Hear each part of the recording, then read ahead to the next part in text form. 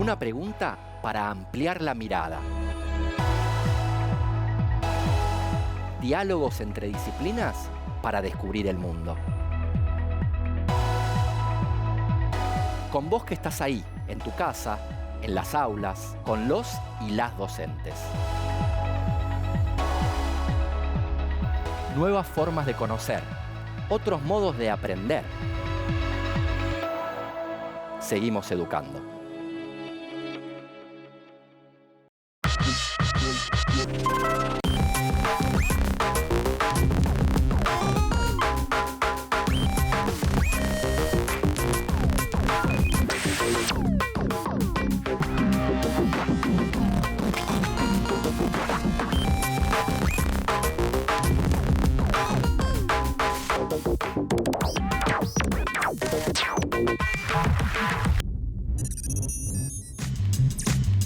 Hola, soy Andrés y hoy junto con Alma, profesora de Artes Visuales, y Julieta, profesora de Formación Ética y Ciudadana, nos preguntamos, ¿cómo se ve una revolución?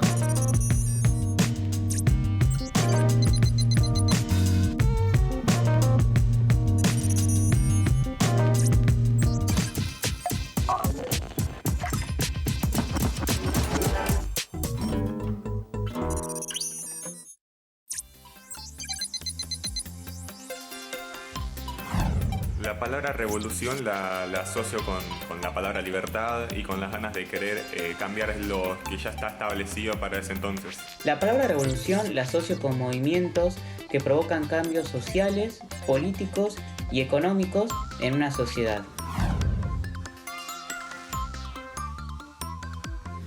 Yo definiría la palabra revolución como las ganas o la acción de querer cambiar lo que ya está establecido. La revolución es un cambio notorio, profundo y a veces violento que ocurren en las estructuras políticas y socioeconómicas de una comunidad.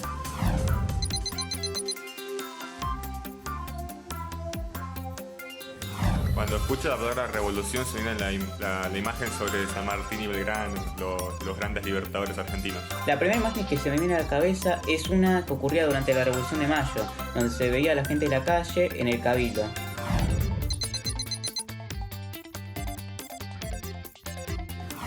Sí, algunas de esas imágenes son alguna que otra obra de arte o algún que otro libro que se hizo, por ejemplo, en la dictadura argentina. Ejemplo, la línea de María Elena Walsh.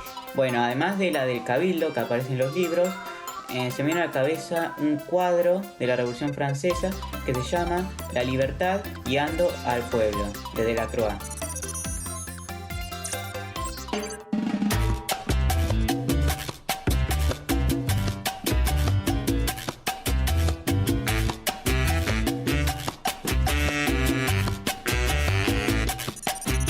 ¿Qué imágenes nos vienen a la cabeza cuando pensamos en revolución? ¿Son las mismas para todas y todos? ¿Cuáles de esas imágenes podríamos agrupar? ¿Qué nos plantean? ¿Cómo se retrató la revolución? ¿Siempre fue del mismo modo? ¿Qué funciones puede cumplir el arte dentro de un proceso revolucionario? Hoy tenemos un montón de preguntas para arrancar, más que las habituales. Podríamos decir que es un programa revolucionario. Bueno, tampoco estamos revolucionando la televisión, Andrés. Es que incluso con tantas preguntas nos faltaría una para arrancar, para entrar en el tema de la revolución y el arte, o el arte en la revolución. Sí, primero deberíamos preguntarnos qué es la revolución. ¿Y qué significa que algo se revolucione? Porque no hay dudas, la palabra revolución nos interpela. La utilizamos para hablar de procesos colectivos actuales y del pasado, la asociamos a un futuro posible y muchas veces utópico. Hagamos la revolución. Exacto, Andrés. Pero también se nos aparece como una pregunta sobre nosotras y nosotros. Hay acontecimientos, relaciones, lugares y momentos que nos revolucionan, que nos transforman. No hay dudas de que una revolución modifica lo establecido, lo da vuelta, lo mueve, lo cuestiona y que después de eso ya nada es igual. Y en ningún otro orden, político, económico, social, cultural, religioso y tecnológico. El mundo estuvo atravesado por diversas revoluciones, cada una de ellas con sus particularidades y asociadas al contexto histórico del momento. No nos olvidemos de algo muy importante. La misma idea de revolución es una construcción social, humana y no natural. ¿Por qué es así? Porque las revoluciones siempre parten de luchas, pujas colectivas, tienen sus procesos, sus momentos. Toman paradigmas e ideas del pasado como inspiradoras y las aplican al presente, las reformulan y así cobran otros sentidos. Pero, ¿quién hace la revolución, chicos? Podemos ser nosotras y nosotros. ¿Qué necesitamos para revolucionar una situación? ¿Por qué queremos revolucionar algo? ¿Para qué? ¿Podemos hacer la revolución de forma individual, es decir, solas y solos? ¿Cómo estás con las preguntas, Fidel?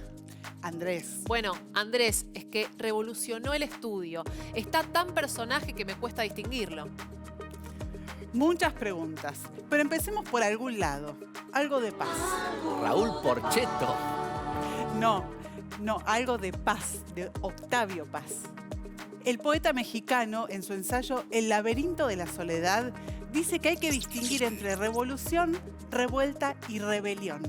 3 palabras cercanas entre sí, pero que son diferentes. Rebelarse es resistirse a una autoridad, es similar a desobedecer. Muchas veces se relaciona con la juventud. Suele decirse que los adolescentes son rebeldes por naturaleza. Rebelarnos parece ser un acto individual, pero también puede tomar dimensiones colectivas, contra una injusticia, contra la autoridad, reivindicando algo o evitando la aplicación de una medida. Sin embargo, las rebeliones generalmente no buscan la transformación al orden establecido. ¿Y qué sería una revuelta? Algo revuelto suena como a mezclado, desorganizado, furtivo o espontáneo. Una revuelta, por lo general, no tiene programa, ni contenidos sólidos, ni objetivos radicales a gran escala. Suele ser de orden local y de muy corta duración, porque su propósito fundamental es enfrentar algo que afecta directamente a la sociedad del lugar para destruirlo o erradicarlo. Por sus propias condiciones, las revueltas no llegan a tener, en general, trascendencia. En cambio, las revoluciones jamás pasan desapercibidas. Pero muchas veces, desde el presente, no somos conscientes de que estamos atravesando una revolución. O al revés, en muchos casos creemos que un proceso es revolucionario cuando luego descubrimos que no lo es. Por eso es importante que pensemos en estas 3 palabras: revolución, revuelta y rebelión, no como compartimentos separados, sino como posibles instancias de un cambio que puede tener una dimensión social e impactar en nuestras identidades. Porque como dice Eduardo Galeano, al fin y al cabo, somos lo que hacemos para cambiar lo que somos. Tengo una pregunta más.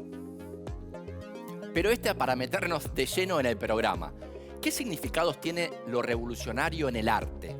¿Cómo lo relacionamos? Y si revolución es sinónimo de cambio, es difícil pensar en una obra de arte que de alguna manera no implique, aunque sea a una escala muy pequeña, una revolución. Lo creado, por definición y en todas las disciplinas artísticas, implica un corrimiento, una relectura, una nueva interpretación de lo hecho anteriormente, por un mismo artista o por otras y otros. ¿El arte es siempre revolucionario entonces? No siempre, pero vamos un poco más allá.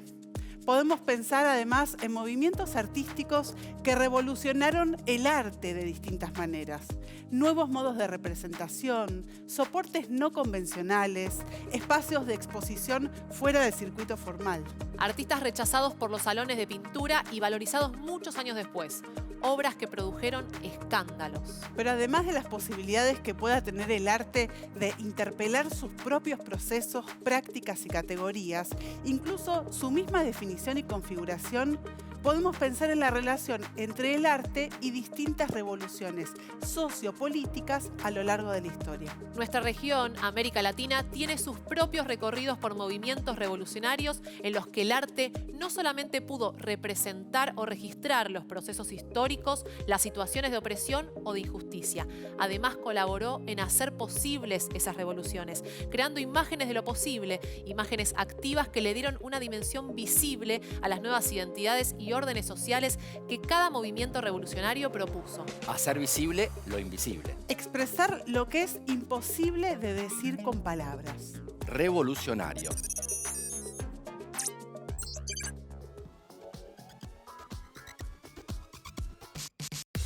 En el diccionario de la Real Academia Española hay 7 acepciones para la palabra revolución.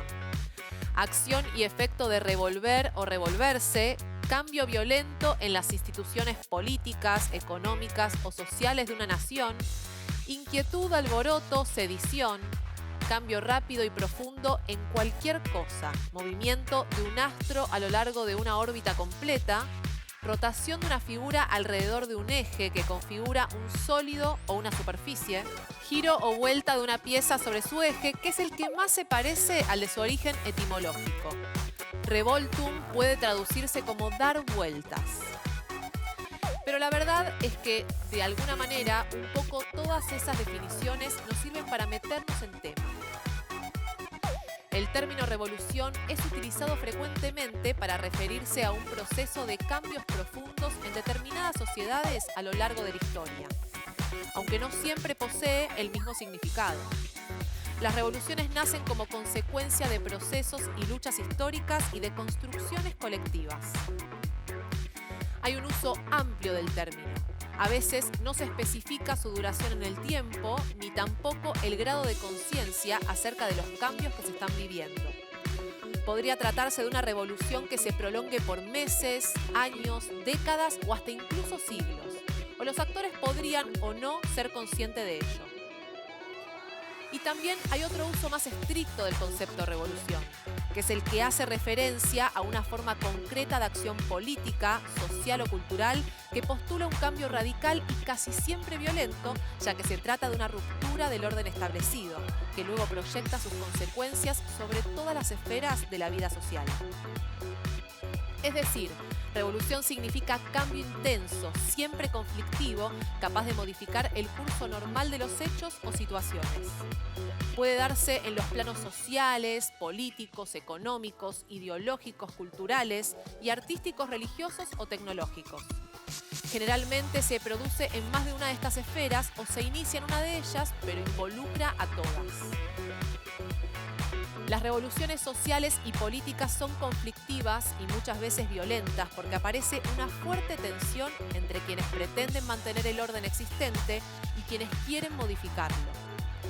La fricción entre ambas posiciones puede modificar las relaciones de poder establecidas y el modo en que ese poder se ejerce. Como ejemplos de revoluciones político-sociales y violentas podemos citar la Revolución Francesa de 1789. La lucha de la burguesía contra el poder real, el clero y la nobleza, con el objetivo de lograr la libertad, la igualdad y la fraternidad, depositando la soberanía en el pueblo, la república, y eliminando el sistema político del absolutismo monárquico. Es un claro ejemplo de revolución burguesa a través de la cual se pretendía transformar las estructuras políticas y sociales y promover el pleno ejercicio de los derechos individuales de las personas. Las revoluciones políticas que tuvieron lugar en ese periodo buscaban terminar con el absolutismo y lo sustituyeron por nuevas formas de gobierno basadas en la igualdad ante la ley, la democracia y la libertad individual. La sociedad feudal estamental dejó de existir paulatinamente y en su lugar se erigió la sociedad de clases capitalista, articulada desde una perspectiva marxista en torno a dos grupos sociales, la burguesía y el proletariado. Un ejemplo de revolución inicialmente económica fue la Revolución Industrial, que cambió el modo de trabajar e instauró nuevas relaciones sociales, sentando las bases del sistema económico capitalista. Se pasó del trabajo artesanal al trabajo fabril, con la incorporación de maquinarias y se crearon nuevos modos de producción que influyeron notablemente en las relaciones de poder existentes. La sociedad se dividió en dos grandes clases, los dueños de los medios de producción y quienes quedaron desposeídos de ellos. Otro ejemplo europeo es la Revolución Rusa de 1917, que ejerció gran influencia en el desarrollo histórico del siglo XX.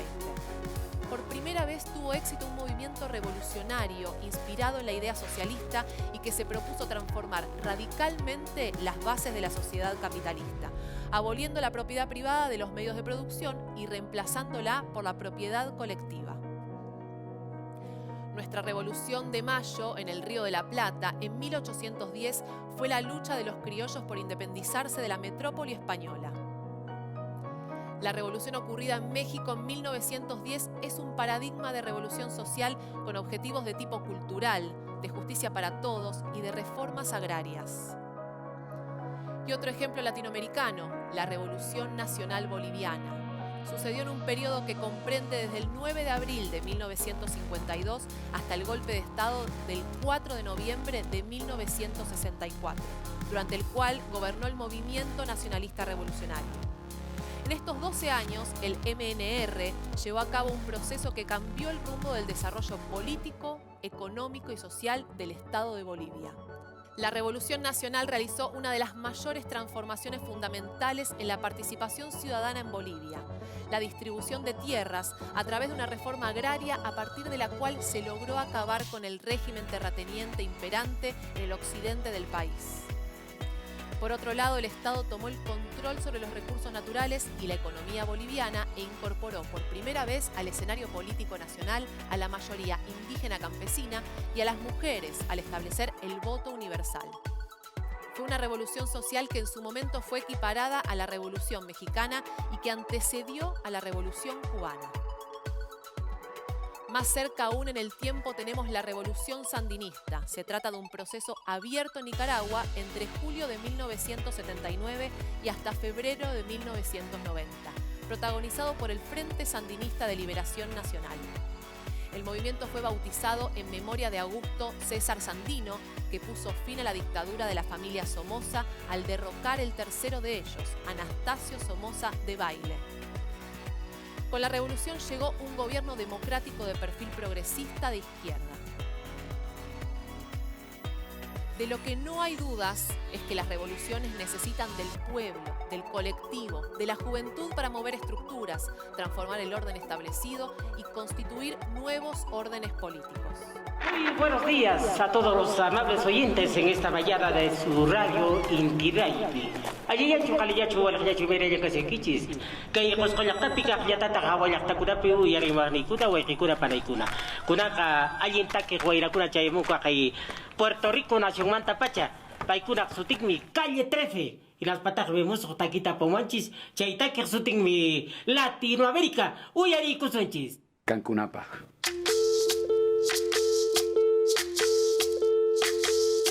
Soy lo que dejaron, soy toda la sobra de lo que se robaron. Un pueblo escondido en la cima, mi piel es de cuero, por eso aguanta cualquier clima. Soy una fábrica de humo, mano de obra campesina para tu consumo. Frente de frío en el medio del verano, el amor en los tiempos del cólera, mi hermano. El sol que nace y el día que muere, con los mejores atardeceres. Soy el desarrollo en carne viva, un discurso político sin saliva. Las caras más bonitas que he conocido, soy la fotografía de un desaparecido, la sangre dentro de tus venas. Soy un pedazo de tierra que vale la pena una canasta con frijoles. Soy Maradona contra Inglaterra, anotándote 2 goles. Soy lo que sostiene mi bandera, la espina dorsal del planeta en mis cordilleras. Soy lo que me enseñó mi padre, el que no quiere a su patria, no quiere a su madre. Soy América Latina, un pueblo sin pierna pero que camina. Oye, tú no puedes comprar al viento, tú no puedes comprar al sol, tú no puedes comprar la lluvia, tú no puedes comprar el calor, tú no puedes comprar las nubes, tú no puedes comprar los colores, tú no puedes comprar mi alegría, tú no puedes comprar mis dolores, tú no puedes comprar al viento, tú no puedes comprar al sol, tú no puedes comprar la lluvia, tú no puedes comprar el calor, tú no puedes comprar las nubes, tú no puedes comprar los colores, tú no puedes comprar mi alegría, tú no puedes comprar mis dolores. tengo los lagos, tengo los ríos, tengo mis dientes pa' cuando me sonrío, la nieve que maquilla mis montañas, tengo el sol que me seca y la lluvia que me baña, un desierto embriagado con peyote, un trago de pulque para cantar con los coyotes, todo lo que necesito. Tengo a mis pulmones respirando azul clarito, la altura que sofoca. Soy las muelas de mi boca, mascando coca, el otoño con sus hojas desmayadas.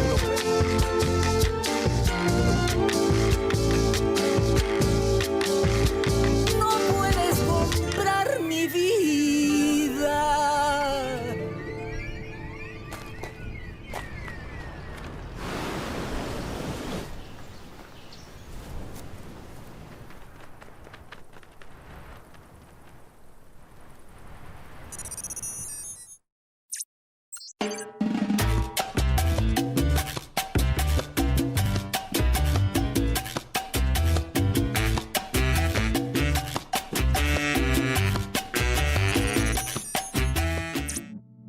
Entonces, no todas las revoluciones son iguales, pero algunas son menos iguales que otras. Sí, las revoluciones del siglo XX son bien distintas a las de los siglos anteriores. La mexicana o la cubana tienen una orientación muy distinta de la francesa. Aunque en todos los casos hay un correlato artístico. Me imagino, porque es imposible que la Revolución Francesa, un hito para la historia de la humanidad, no se vea reflejada en el arte. Sí, fue un hito histórico, pero hay que tener en claro que se trató de una revolución burguesa que rompió con la estructura monárquica. En cambio, las revoluciones latinoamericanas tienen otro origen, aunque en ambas se ponen en juego desigualdades. La situación en Francia, como en la América Latina de las revoluciones no burguesas, también era muy desigual. ¿Por qué decís desigual? ¿Cómo se distribuía el poder en Francia? De los que se conocían como los 3 estados del Reino de Francia, 2, la nobleza y el clero, tenían privilegios y eran la minoría, solo el 3% de la población aproximadamente. El pago de impuestos y otros gravámenes fiscales recaían sobre el tercer estado, el estado llano, el 97% restante.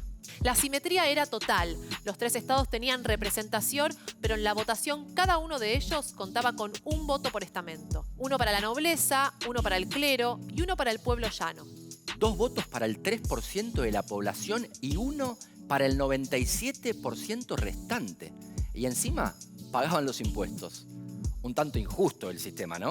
Un poquito. Y ante esa situación de representación desigual, el tercer estado, que es la mayoría numérica en el reino, pero minoría en la votación, reclama un voto proporcional. Y a que no adivinás qué hicieron el rey y la clase señorial. Aceptan gustosos. Todo lo contrario, se oponen. Entre nos, el rey y los señoritos monárquicos pedían a gritos que lo sacaran de un revolucionarazo. Y lo consiguieron. Ante la negativa, el tercer estado decidió formar una nueva asamblea en lo que se conoce como el juramento del juego de pelota, a partir de la cual juraban no disolverse hasta dotar a Francia de una constitución. La burguesía le había declarado la guerra a la monarquía de tipo absolutista. Y ante el rumor de que el rey espiaba las asambleas y que tenía planes de reprimirla, aumentó el conflicto. Los ciudadanos parisinos, en apoyo a la asamblea, decidieron salir a defenderla. El 14 de julio de 1789, el pueblo de la capital tomó la Bastilla, donde encontraron armamento para hacer frente a la Guardia Real. Ese día estalló la revolución. Fue el inicio de un proceso que demoró muchos años. La libertad guiando al pueblo. Hermosa imagen literaria, Alma. No solo literaria. Así se llama esta obra, la más famosa del pintor francés Eugène Delacroix. Representa una escena de la Revolución de Julio, un movimiento popular que inundó las calles de París en julio de 1830, impulsado por la burguesía contra los decretos de Carlos X. El rey quería disolver las cámaras y suprimir la libertad de prensa, en un intento por mantener el poder de la monarquía. Y claramente no lo logró. Pero además, por lo que veo, es un cuadro lleno de simbolismos. Absolutamente. Una mujer en primer plano como alegoría de la libertad guiando a un batallón entero. En la mano izquierda, un mosquete con una bayoneta. Y en la derecha, la bandera francesa. Delacroix se retrata como el hombre del sombrero que carga una escopeta de caza.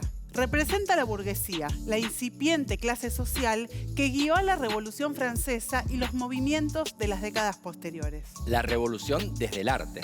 Sí, porque no solo se refleja la revolución luego de sucedida, participa de algún modo de ella.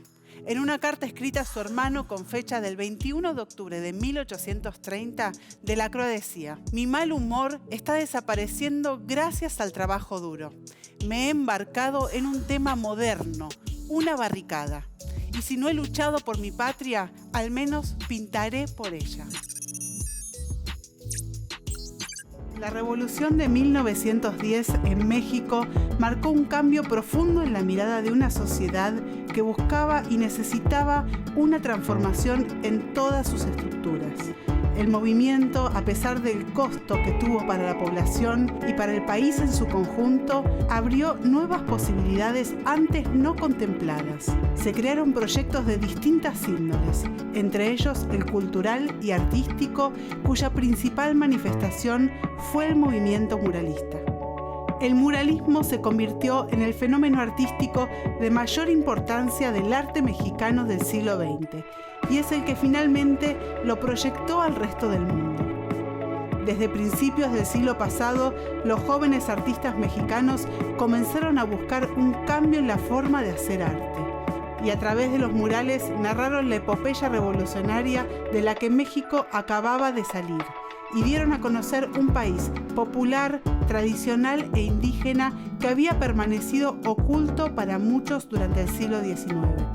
La del muralismo, la más importante herencia artística de la Revolución Mexicana, es una pintura con una enorme carga ideológica socialista que exalta la lucha de clases y denuncia la opresión.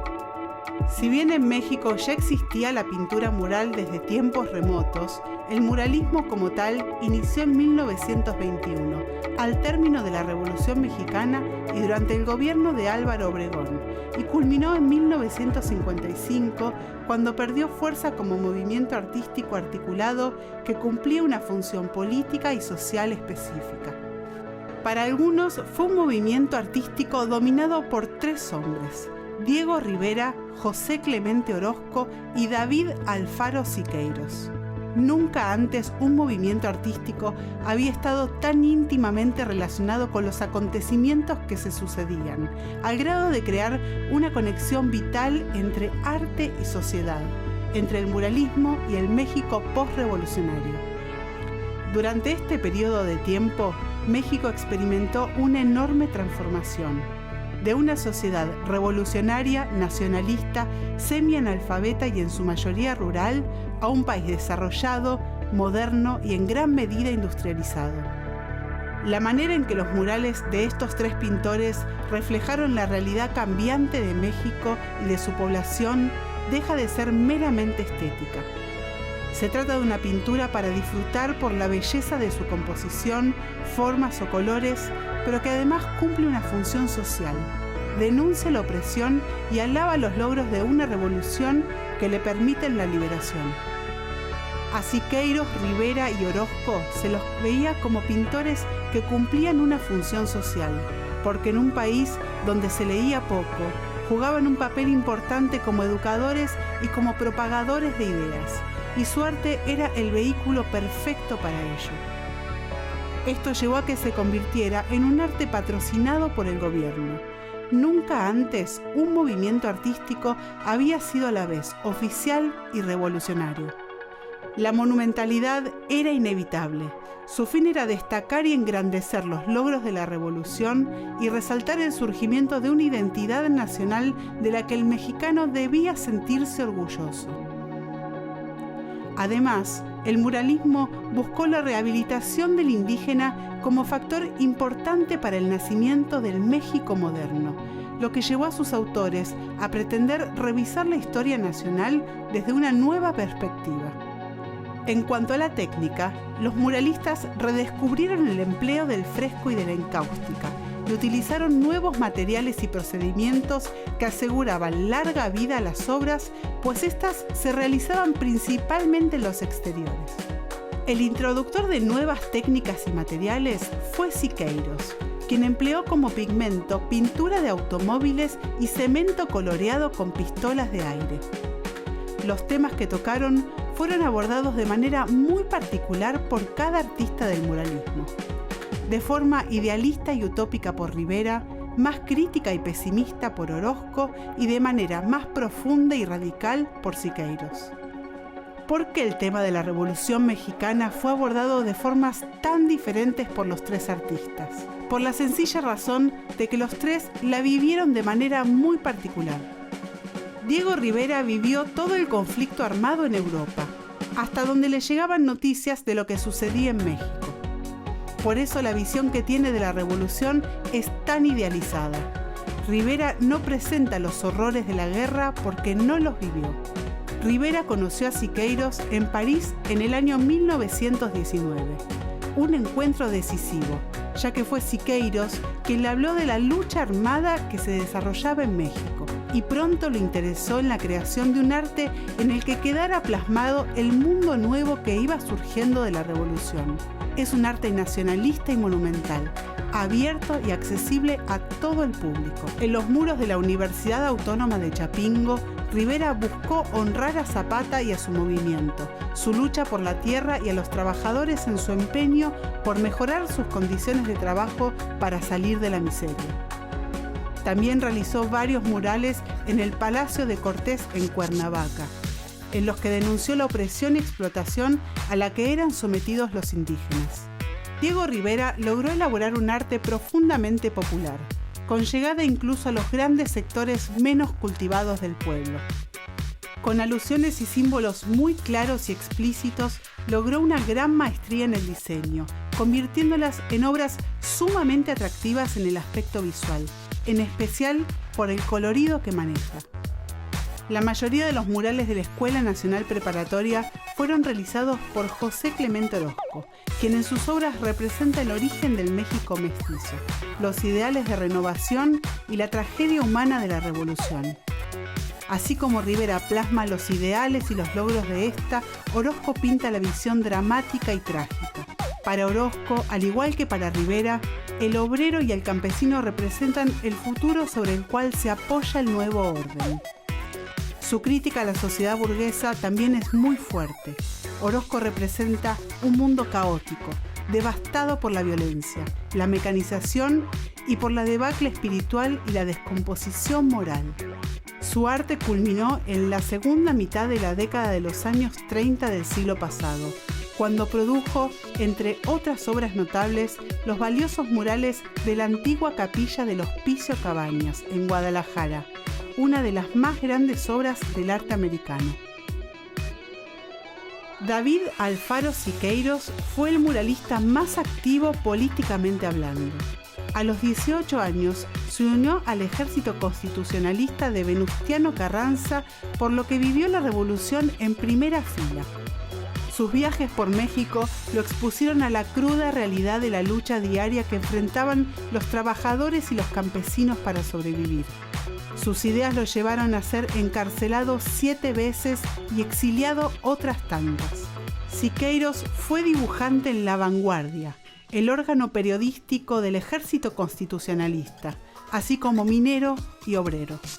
Su trabajo se caracterizó por la perspectiva exageradamente dramática, las figuras robustas, el uso audaz del color y la influencia en su obra de varios movimientos: expresionismo, futurismo y surrealismo. La constante búsqueda de la libertad es uno de los temas predilectos de Siqueiros. También la condena que hace del capitalismo y del fascismo, y la esperanza en las fuerzas de la revolución, en el progreso y en un mundo colectivo e integrado que estará en manos del trabajador. En su obra, Siqueiros guardó un lugar especial para Cuauhtémoc, el héroe libertario por excelencia. El contenido histórico, político y crítico del muralismo es innegable. Esto lo convirtió en un arte comprometido, solidario y directamente vinculado a la realidad social que vivía el país. En un arte monumental con profundas raíces que se hunden en la herencia cultural del México antiguo. Es la exaltación del pueblo mexicano en su lucha por la injusticia social y por la libertad. La intención de los artistas era que cuando el mexicano observara esos murales tuviera clara conciencia de su identidad, se sintiera orgulloso de lo logrado en la revolución y germinara en él ese espíritu de confianza en el nuevo orden social y político que surgía. El muralismo es un movimiento que ha sido muchas veces descrito como socialista, oficial y revolucionario. Sin embargo, va mucho más allá. Se convirtió en la expresión del anhelo universal de libertad y justicia. Describió las raíces de un pueblo y su sentido de origen compartido. Pero lo más importante, representó el inicio de un proceso de rehabilitación cultural y de la reafirmación de una identidad nacional. Este es el verdadero valor que los 3 grandes del muralismo, Rivera, Orozco y Siqueiros, dejaron expresado en su arte monumental.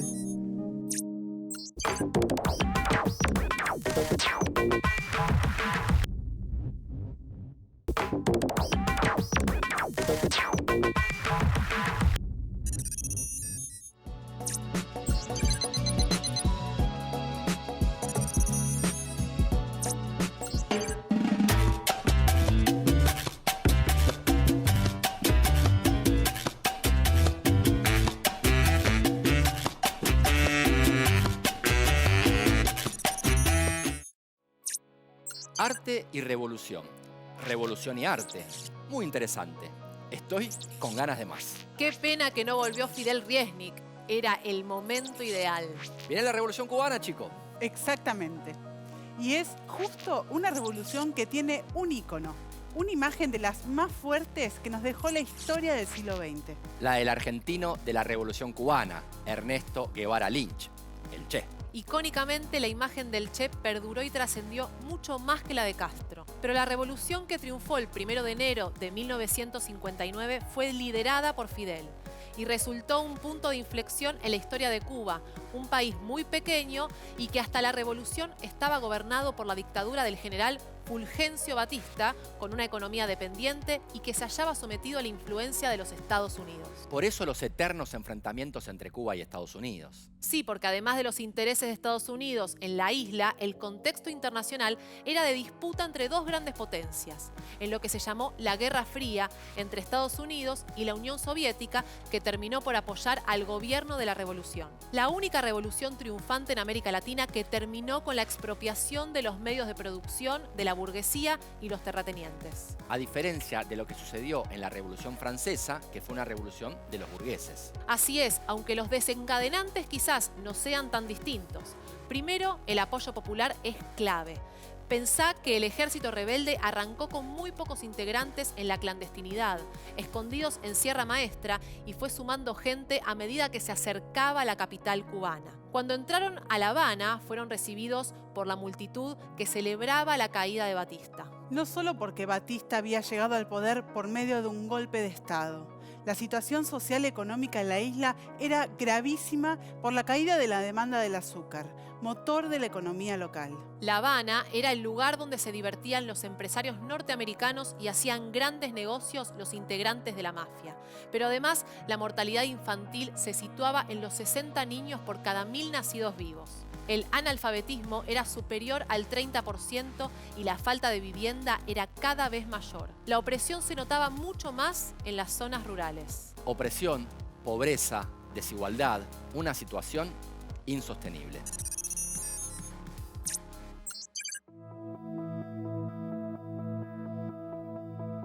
En 1956, 82 miembros del 26 de julio y un cargamento de guerra parten de Tuxpan, en el estado de Veracruz.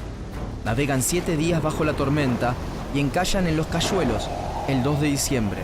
Y deben abandonar en el yate la mayor parte de sus pertrechos. 3 días después, los embosca el ejército de Batista, que había sido alertado de la misión.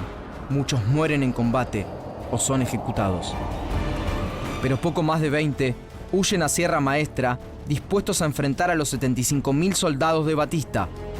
Morirán por su única, verdadera e irrenunciable independencia. 1957. El ataque final. Durante 1957 y 1958 se suceden numerosos combates y el pueblo cubano, cansado de Batista, pone sus expectativas de liberación en los rebeldes. Y el movimiento engrosa sus filas a medida que avanza por los pueblos y campos cubanos. En 1958, Batista ordena una fuerte ofensiva en Sierra Maestra, pero ante las numerosas bajas, el ejército se retira.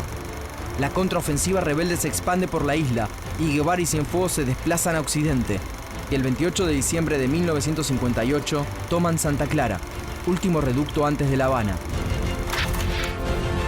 Batista huye del país con $100 millones y muere en España en el 73. Castro entra en Santiago de Cuba y forma un gobierno revolucionario que se vuelca con el tiempo al comunismo. Dorticós Torrado, un político afín a Castro, gobierna en su nombre hasta que le pasa el poder recién en 1976. Ni ladrones, ni traidores, ni intervencionistas. Esta vez sí que es la revolución. Y esa revolución cubana inspira hasta hoy a los revolucionarios de todo el mundo. Si hay una imagen que vinculamos a lo revolucionario, es esta fotografía llamada El guerrillero heroico. La foto de Ernesto Guevara, el Che, fue tomada por Alberto Korda el 5 de marzo de 1960 durante el entierro de las víctimas de la explosión del vapor La Coubre, un buque de origen francés que fue objeto de sabotaje en el puerto de La Habana cuando transportaba armas y municiones. La imagen es de 1960, pero fue publicada recién 7 años después y se convirtió en la más famosa fotografía e iconográfico del mundo en el siglo XX. Nombre: Ernesto Guevara Lynch. Lugar y fecha de nacimiento: Rosario, Argentina, 14 de mayo de 1928. Origen social: alto. Oficio: médico. Datos destacados: después de la Revolución Cubana, combatió en América Latina y en África. Durante todos los meses, ya son 16 los meses que hemos estado en la Sierra Maestra, hoy aprovecho la oportunidad para dar al pueblo de Cuba el primer saludo que tengo oportunidad de dar. De un pueblo que he decidido defender, conociendo solamente a través de la acción y del pensamiento de nuestro jefe y del campo. Ernesto Guevara nació en 1928 y fue asesinado en Bolivia el 9 de octubre de 1967. Fue una de las figuras más importantes de la Revolución Cubana. Médico, escritor, líder guerrillero, diplomático, teórico militar y pensador marxista, el Che se convirtió en el símbolo del antiimperialismo y la rebelión en todo el mundo, como se puede ver a través de la lente de la continua prominencia de la imagen fotográfica que mostramos. El autor de la foto relató cómo se topó con esa imagen el día del entierro de las víctimas del vapor La Coubre. Dice Korda: me encuentro en un plano más bajo que la tribuna, con una cámara Leica de 9 milímetros. Recorro los personajes que están en el primer plano de la tribuna: Fidel, Jean-Paul Sartre y Simone de Beauvoir. El Che está parado atrás de la tribuna, pero hay un momento que yo paso por un espacio vacío que está en el frente de la tribuna y de un segundo plano vacío emerge la figura del Che. Sorpresivamente se mete dentro del visor de la cámara y disparo. Acto seguido me doy cuenta de que la imagen de él es casi un retrato y tiene el cielo atrás, limpio. Viro la cámara en vertical y tiro un segundo disparo. Eso en menos de 10 o 15 segundos. El Che se retira de ahí y no vuelve. Fue una casualidad. Esta imagen empezó a hacerse famosa unos 7 años después, tras la muerte del Che en Bolivia, cuando un editor italiano, Giangiacomo Feltrinelli, obtuvo los derechos para publicar el diario del Che en Bolivia e imprimió la imagen en un gran póster. Feltrinelli había conseguido de Korda imágenes del Che unos meses antes de su muerte. Imágenes que fueron usadas para imprimir un montón de pósters en octubre de 1967. Fue un irlandés, Jim Fitzpatrick, quien posterizó esa fotografía, la cual fue la base de la imagen que después se multiplicó por todo el mundo. Korda nunca exigió derechos de autor, debido a que compartía los ideales de Guevara. El fotógrafo era un convencido comunista y no permitió que se comercializara con la imagen, y lo puso en palabras claras ante la prensa en su momento. Dijo: el Che era un ejemplo como hombre y ahora somos nosotros su ejemplo hacia el mundo. ¿Cuántas versiones de esta imagen recuerdan haber visto? Miles de remeras, pero también pósters, tatuajes, stencils, tapas de cuadernos, encendedores, gorras. ¿Qué más? Más allá de la imagen en 2 dimensiones, el combo pelo, boina, barba es inconfundible para aquellas y aquellos familiarizados con la imagen de Korda. Algunas miradas sostienen que la mercantilización a nivel global de la imagen del Che terminó por ser parte de aquello que el propio Che intentó combatir en vida. Sin embargo, para otros, en lugar de considerar que su memoria fue víctima de una trivialización por esa mercantilización, recordar al Che Guevara se ha convertido en un acto colectivo de memoria activa a nivel global. Las imágenes, una vez creadas, funcionan en el mundo y en consecuencia las personas pueden producir y dirigir el espacio visual además de simplemente recibirlo o consumirlo. Aunque el consumo de imágenes nunca es totalmente pasivo, las imágenes del Che se presentan como una forma válida de comunicarse sin palabras, y las personas frecuentemente conectan la esperanza de cambio o el heroísmo con sus experiencias de esta imagen. Tu amor revolucionario te conduce a nueva empresa donde espera la firmeza de tu brazo libertario.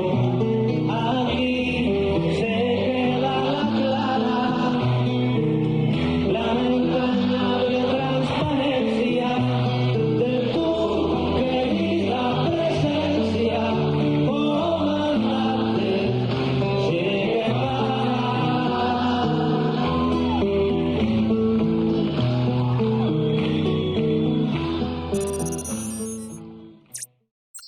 Verdadero. Falso. Verdadero. Falso.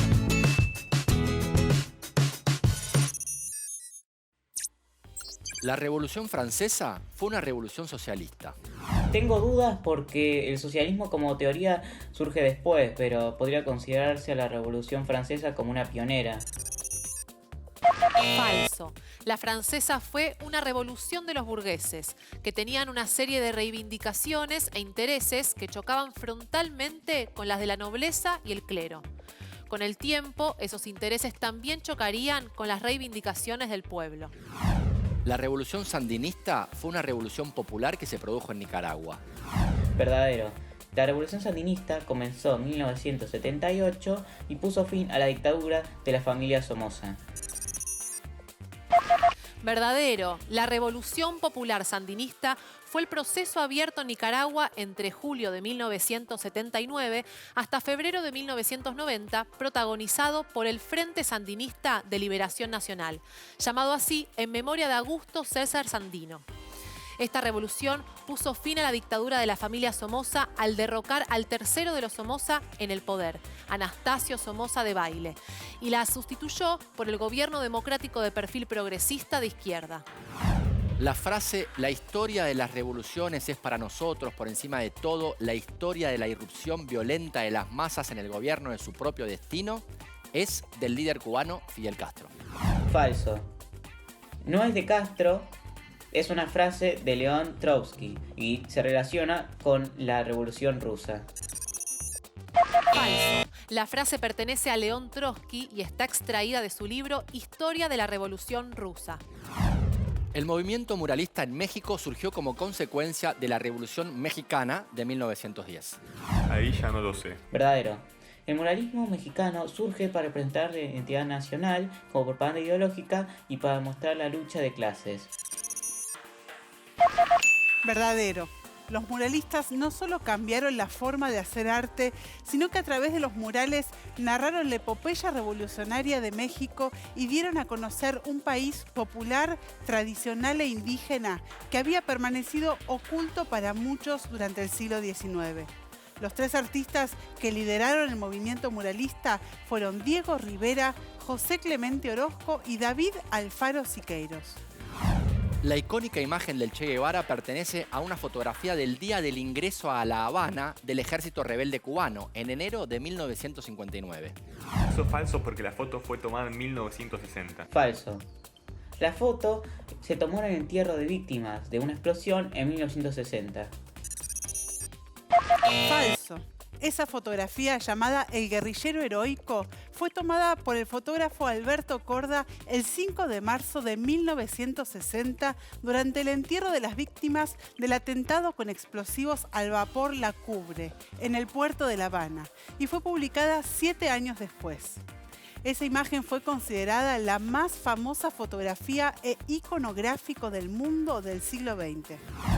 El filósofo esloveno Slavoj Žižek dice que hoy en día lo revolucionario se traduce en el surgimiento de un potente movimiento de mujeres. No lo sé. Otra vez tengo dudas, pero Žižek habla del feminismo y habla de lo importante que son las mujeres para la sociedad. Así que creo que puede ser verdadera. Verdadero. el feminismo es uno de los escenarios actuales más activos en donde podemos analizar las nuevas formas de lo revolucionario. Puede ser analizado desde distintas perspectivas, pero también puede convertirse en un modo de mirar y de analizar hechos del presente o hechos históricos. Cerca de la revolución, el pueblo pide sangre. Cerca de la revolución, yo estoy cantando esta canción, que alguna vez fue hambre. Estoy cantando esta canción, y si mañana es como ayer otra vez. La Revolución Francesa, más de 230 años. La mexicana, 110. La cubana, hace más de 60 años. ¿Ya no hay más revoluciones? ¿No hay más arte revolucionario? Las hay, pero los tiempos han cambiado, son distintas y además, pensá en lo que dijimos antes. A veces uno está atravesando una revolución y no se da cuenta. El filósofo esloveno Slavoj Žižek dice que hoy en día lo revolucionario se traduce en la crisis ambiental a nivel mundial, en el surgimiento de un movimiento feminista potente, en el debilitamiento del centro político y de la polarización del pensamiento. Y no es necesario irse a Eslovenia. Acá enfrente, el uruguayo Raúl Sivecci comentó que ser revolucionario hoy es luchar colectivamente para transformar la sociedad, es ser solidario, ser cuidadoso con el ambiente, es pensar en las generaciones del futuro, es anteponer lo colectivo a lo individual. Básicamente es luchar para que el mundo cambie. Sivecci cree que la supervivencia de la humanidad está en peligro, al borde del precipicio, y que por eso ser revolucionario es conservar la vida de la humanidad y del planeta. Si se acaba la vida en el planeta, no hay posibilidad de revolución. Un buen ejemplo de estas prácticas que describimos en la escena actual y que se viralizó en todo el mundo como la imagen del guerrillero heroico es la performance del colectivo chileno Las Tesis. Es cierto, las mujeres se convirtieron en protagonistas de sus propias revoluciones. El feminismo es uno de los escenarios actuales más activos en donde podemos analizar las nuevas formas de lo revolucionario. Es la revolución de las mujeres, uno de los movimientos políticos más fuertes del mundo que, como decíamos, puede ser analizado desde distintas perspectivas, pero también puede convertirse en un modo de mirar y de analizar hechos del presente o hechos históricos. Como dice la argentina, doctora en filosofía, Diana Maffia, para ser feministas solo tenemos que poder percibir que las mujeres se encuentran en desventaja, sea cual fuere la variable de análisis que tenemos. Considerar que eso es injusto y actuar en consecuencia para poder revertir esa injusticia. Percibir esta desigualdad es, sin dudas, ya algo bastante complejo. Es que incluso las herramientas conceptuales que tuvimos para analizarla han respondido siempre a la del varón hegemónico. La percepción de esta desigualdad, el primer paso para poder empezar a pensar de modo feminista, implica algo viejo que tenemos que desaprender, la mirada tradicional, y algo nuevo que tenemos que aprender, la mirada feminista. Esta mirada es feminista y no femenina. No es la idea del feminismo invertir los términos del sexismo patriarcal. El feminismo no es sexismo al revés. El feminismo busca desarticular por completo la dinámica sexista de la sociedad. Ser feminista te permite aprender a escuchar y nutrirte de las experiencias y saberes con los que jamás pensaste que podías tener algún tipo de relación. Aprendés que tenés que escuchar respetuosamente las experiencias de todas esas personas que viven en su cuerpo cosas que vos no. Aprendés que muchas veces hay que correrse del centro y acompañar. Aprendés de respeto y empatía, formas de vincularnos normalizadas que aprendemos desde chicas y desde chicos. Aprendés qué significa pedir en concreto y no en abstracto, equidad y justicia. Y el feminismo es además un poderoso movimiento político y por lo tanto un poderoso espacio de educación. O reeducación, cuando reeducamos el ojo para que desaprenda aquello que fue aprendido desde la mirada hegemónica. Logramos ver que las mujeres históricamente no hemos sido consideradas capaces de producir conocimiento, que se nos ha expulsado de la esfera del pensar. Captar la profunda injusticia que significa esta discriminación nos impulsa a tomar el pensamiento por las riendas y reinventarlo. ¿Hay algo más revolucionario que la posibilidad de transformar la manera en que concebimos el conocimiento, su producción y su circulación para que nos incluya a todas y todos y no solo a unos pocos? ¿Y el arte? ¿Ya llegó para representar al movimiento feminista? El feminismo se nutre del arte desde que nació con fuerza esta etapa tan revolucionaria. Mirá el caso del colectivo feminista chileno Las Tesis. El arte tomó tanta fuerza que tomó vida propia casi. Un violador en tu camino empezó como una obra teatral que nunca llegó a estrenarse y que incluía una canción de minuto y medio. Ese pequeño fragmento es el que llegó el 20 de noviembre a las calles de Valparaíso en el marco de una serie de intervenciones callejeras convocadas por un colectivo teatral local. En tan solo unos días, la canción y su coreografía se convirtieron en un fenómeno multitudinario que dio la vuelta al mundo. Las creadoras dicen que hay una experiencia que tiene que ver con una memoria de la dictadura y las experiencias de violencia que el Estado puede ejercer sobre la ciudadanía. A la letra y la coreografía pegadiza se suma lo visualmente impactante de ver a las mujeres coreando con los ojos vendados. Entonces, cuando se vuelve viral, probablemente sea porque lo viral es la violencia sistemática que vivimos los seres humanos.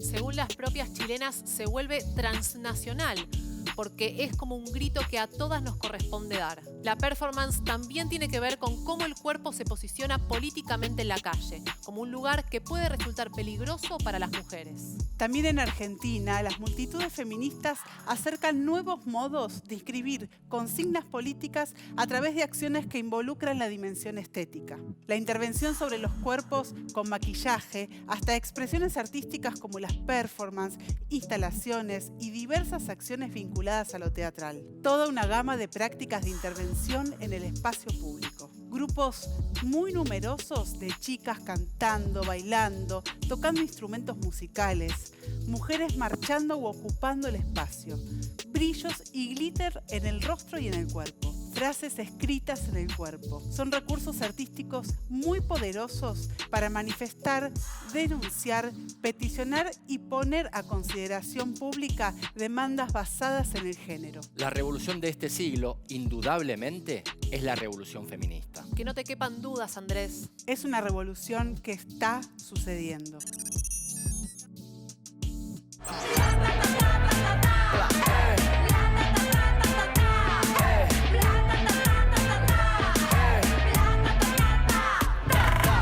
Como chicle la plata una la estira, es una tortura como dijo Shakira. Yo con dinero o sin dinero, al final hago siempre lo que quiero. Esta generación tiene la revolución, con el celular tiene más poder que Donald Trump. De KTP a Nueva York, toda la gente quiere darle a flow. Aunque no quedemos cojos, aunque nos arranquen los ojos, le entré al reggaetón y hasta el culo te muevo, pa' así mandarte el mensaje de nuevo. Para que entienda. Oye, platata, piña tatata, oye, no tenemos miedo. No tenemos miedo, no.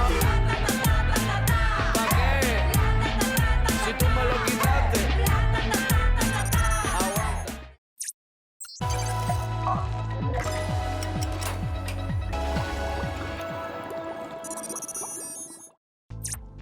El feminismo es la revolución de este siglo. Avanza con dificultades, pero con fuerza. Hoy más que nunca las mujeres nos unimos para decir basta, para buscar equidad, para sacar a la luz siglos de opresión.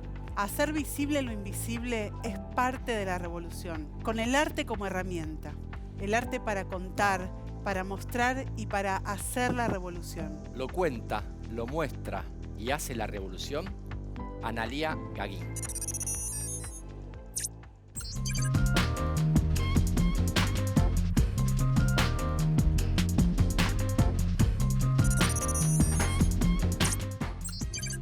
Bueno, buenos días a todas, a todos. Soy Analía Gaguín, soy docente de arte, soy artista visual y tengo un colectivo de bordado que se llama Dora Morgen.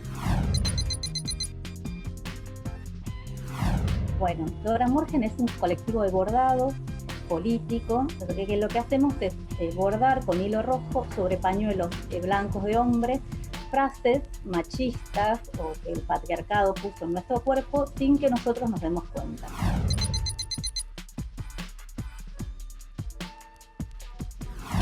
Bueno, el arte tiene un gran poder de comunicar sin que tampoco nos demos cuenta tan claramente, porque el arte lo que tiene es que entra en otra capa del espectador, en la sensibilidad, no en el impacto como un noticiero, sino que lo que hace es poder generar una intención más sensible para que podamos nosotros hacer varias interpretaciones sobre eso.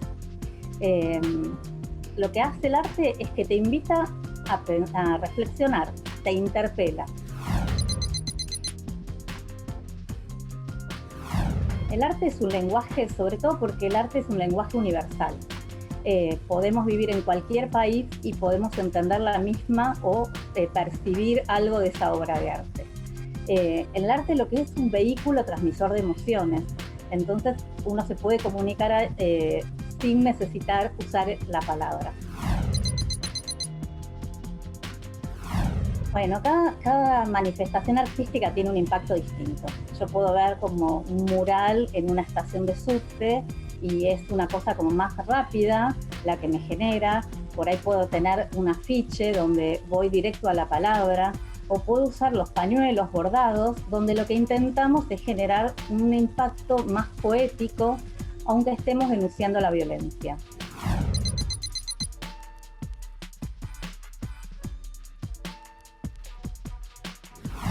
La gran diferencia sobre todo es que la Revolución Mexicana, que fue a principios del siglo XX, lo que eran muralistas hombres sobre todo, que lo que hacían es trabajar desde el Estado en edificios públicos, generando un impacto monumental, porque el mural era monumental, y denunciando, visibilizando las minorías, por ejemplo, los indígenas, los trabajadores que estaban muy invisibilizados. El arte actual, para marcar la diferencia, tiene muchas manifestaciones artísticas.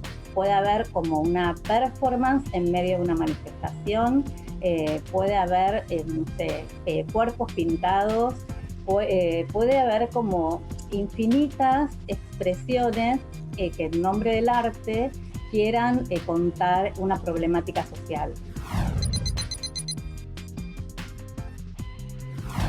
El arte individual viene a representar generalmente el mundo interno de este artista. Aunque el artista esté centrado en contar una problemática social, como fueron las obras de León Ferrari o Carlos Alonso, siempre está vista desde la perspectiva individual de ese artista. Cuando uno genera arte colectivo, el colectivo son dos o más personas que intentan visibilizar alguna problemática social, lo que hacen es generar como impactos que siempre tengan algún contenido de denuncia o algún poder de visibilización. Invitan muchas veces a participar a las personas. El arte individual está centrado siempre en ese individuo.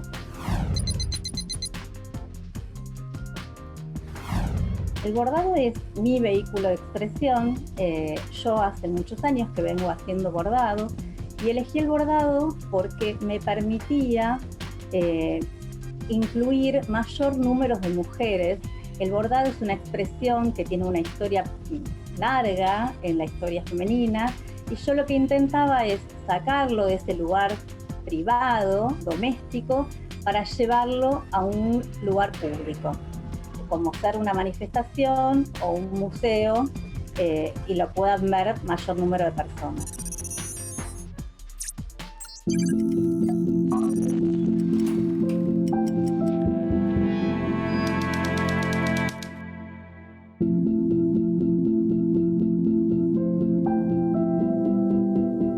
La revolución, una deconstrucción. Deconstruir conceptos es problematizarlos, es mostrar algunos aspectos que tal vez no se presentan frontal y directamente cuando los pensamos. ¿Sabían que la palabra revolución, por ejemplo, proviene del mundo de la astronomía y que la revolución de los astros muestra directamente el modo en que un astro revoluciona en el espacio, esto es, pega giros circulares para volver siempre al inicio, al punto de partida de su movimiento?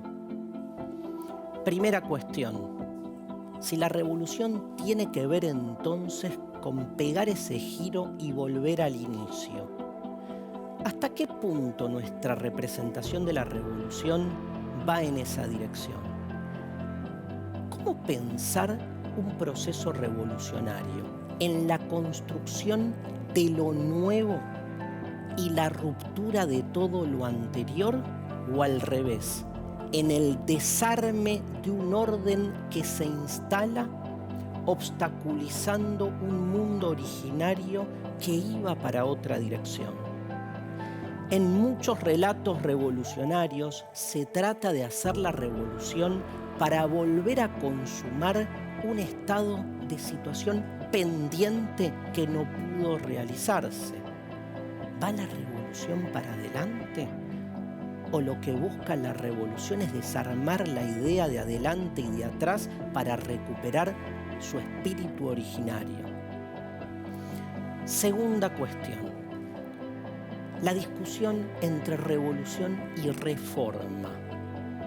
¿Es siempre necesario romper toda dependencia con un estado anterior para cambiar el orden?